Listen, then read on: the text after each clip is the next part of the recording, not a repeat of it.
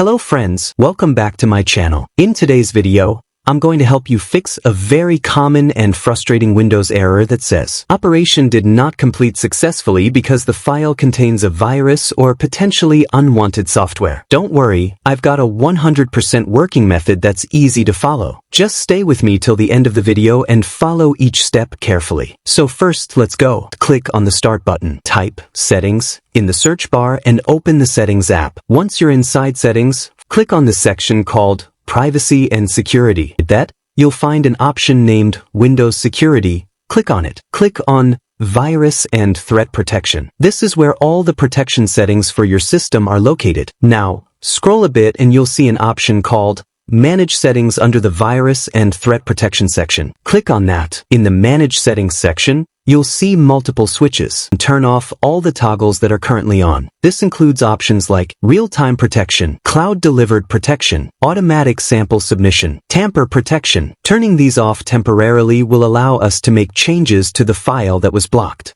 Now the next part is important. Go back to your desktop and again click on the Start button. Type CMD, click on Command Prompt. Now you need two specific commands to fix the issue.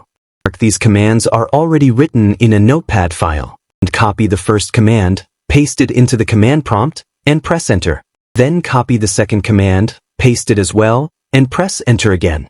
Once both commands run successfully, the problem should be fixed, and your file will no longer be blocked by the system. That's it. After following these steps, you should be able to run. Thanks a lot for watching. This video helped you. Subscribe to my channel. I'll see you in the next video.